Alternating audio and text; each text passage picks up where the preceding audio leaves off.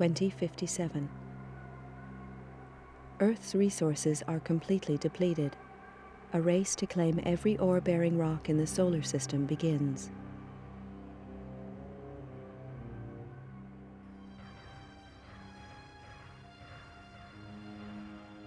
(2079). Tension grows as opposing nations compete for ever-declining resources and expand their military capabilities in space.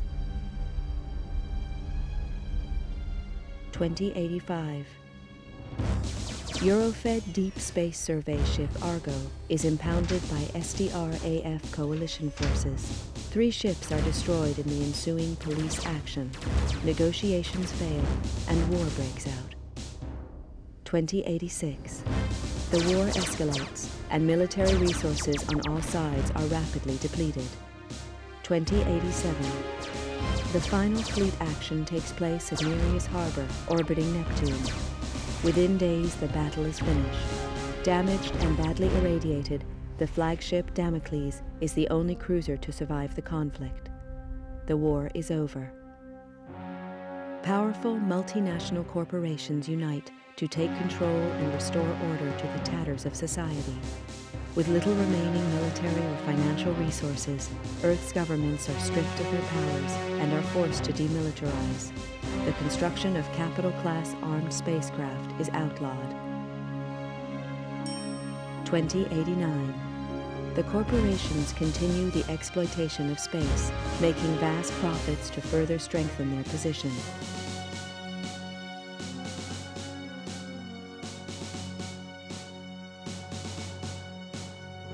Earth's coalition government is allowed to create a multinational force to keep order in the colonies.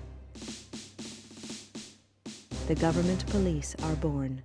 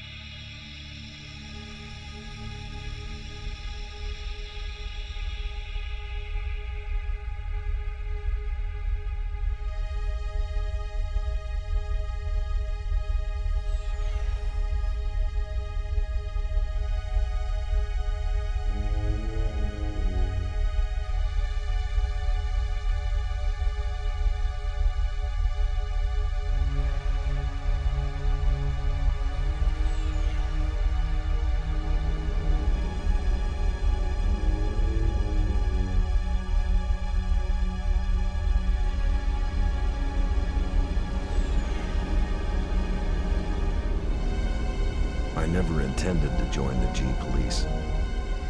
A lot of vets did after the collapse, but I'd seen enough killing. And killing's what it's all about. When they first hit the colonies, the G-Police operated like any other Earth-based force. They got slaughtered by the truckload, and it was clear that the frontiers required more forceful policing. Close air support was introduced in the shape of the AG-60 Havoc. I'd flown these babies on Mars during the war, and they were past their prime even then. Lack of funding from Earth means that these ships are still in frontline service. Second-hand machines flown by second-hand crews. Which doesn't make the job any easier. G-Police are supposed to represent government authority in the colonies, but I knew the score. Most smart cops did now. Keep the population under control and try and turn a blind eye to any shady corporation deals. G-Police are all volunteers, usually vets with time on their hands. There's a few high-minded idealists who think they can make a difference, but the majority are just running from problems back on Earth. The G-Police ask no questions. If you're willing and you're up to it, you're in. Elaine Slater was one of the idealists. She was on her 4th tour as a Havoc pilot on Callisto, and now she's dead. Another good cop among many. They don't keep count anymore, but Elaine Slater was different. She was my sister. The inquiry gave a verdict of suicide linked to stress and depression. I didn't buy that. Elaine had won commendations for closing a couple of big cases, and she'd even hinted at a new romance. Depression just didn't fit the picture. If I didn't believe the suicide verdict, that left only one option. Someone murdered her and went to the trouble of covering it up. I had to know the truth. With a couple of street contacts and most of my savings, I bought a new identity and signed up as a Havoc pilot in the colonies. My military record got me a posting to the main hotspot, Callisto, to Elaine's old unit. I knew I'd have to watch my back out there. If anyone found out I was Elaine's brother, I was as good as dead. Welcome to Callisto, Mr. Taylor. I'm Commander Horton, and I run this operation. I don't know who you were trying to fool with that false name bull, Slater, but it's not gonna work on me. I'd met some of the pilots already. They seemed pleasant enough. Horton was another story. A horror story. He talked tough and looked tougher.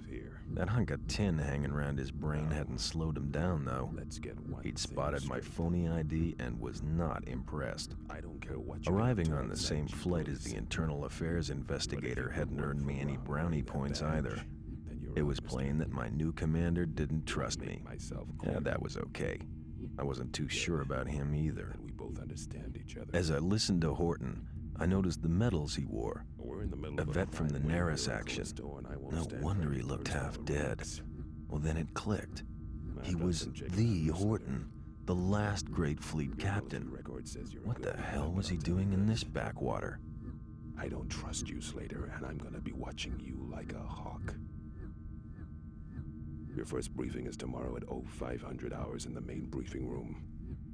In the meantime, I suggest you take a look at your unit's database and familiarize yourself with it. That's all for now, Slater. Dismissed.